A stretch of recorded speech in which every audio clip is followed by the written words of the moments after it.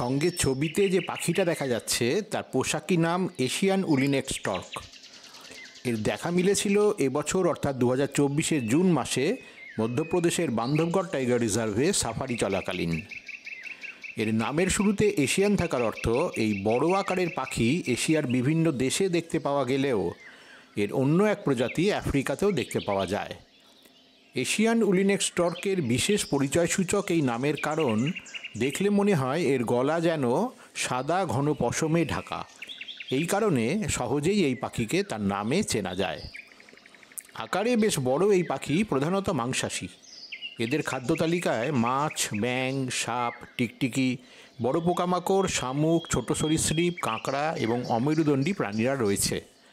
এরা অগভীর জলে এবং জলাভূমি, পতিত জমি ও ডোবাময় মাঠে ধীরে ধীরে হেঁটে ঘুরে বেড়ায়।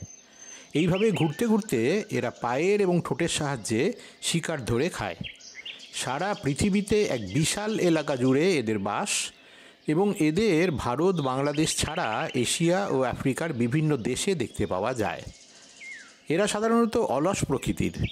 আশ্রয়ের জন্য এরা একটা মাত্র গাছকে বেছে নেয়। কোনো ব্যাঘাত না ঘটলে ওই একই গাছে এরা রাতের পর রাত আশ্রয় নেয়। কোনো রকম বিরক্ত করা না হলে এবং খাদ্য কমে না গেলে এরা একই জায়গায় অনেক দিন থেকে যায়।